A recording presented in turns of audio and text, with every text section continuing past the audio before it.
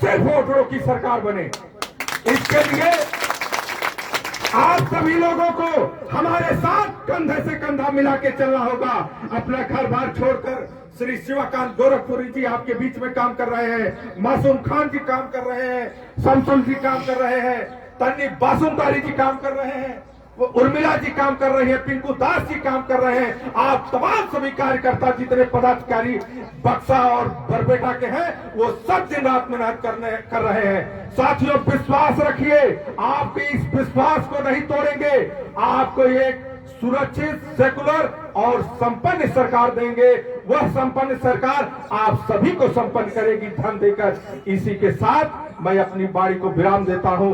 जय वोटर सिंह, जय वोटर सिंह, जय वोटर सिंह, जय बरबेटा, जय बरबेटा, जय बरबेटा, जय असम, जय असम, जय असम, जय भारत, जय भारत, जय भारत, जय विश्व, जय विश्व, जय विश्व, जय जय वोटर सिंह।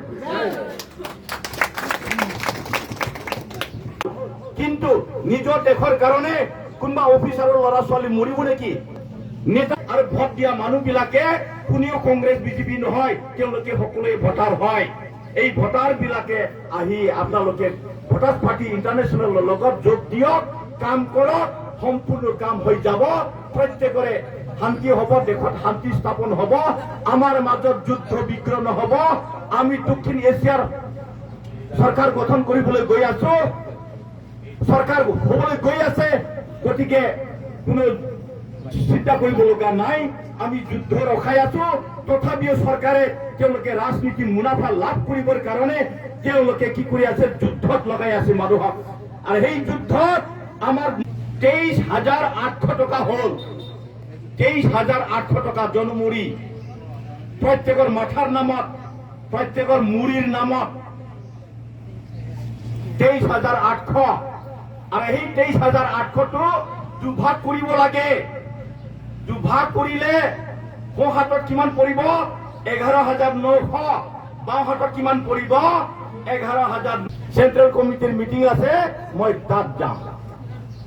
ষ্টেট কমিটিৰ মিটিং আছে, মই তাত যাম। আপোনালোকে খোলা খুলিকে কৈ দিয়ক, কাৰো ক্ষমতা নাই। কোনোবাই যদি কয় যে আপোনালোকৰ অৰুণোদয় আঁচনি কাটি দিম, যদি ভোটাৰ পাৰ্টি ইণ্টাৰনেশ্যনেল মিটিঙত যদি যায়, কাণত ধৰি লৈ আহক কোন বেটা হয় আঁচনি কাটা মানুহ। বিভিন্ন ধৰণৰ সুবিধা আহিলে আমি বঞ্চিত হ'ব লাগিব, এনেকে বুলি চিন্তা কৰি তেওঁলোকে আমাৰ কৰ্মীবিলাকে কি কৰে, লুকাই লুকাই আহে। এতিয়া লুকাবৰ দৰকাৰ নাই, বুজিছে? সন্মুখতে আহক।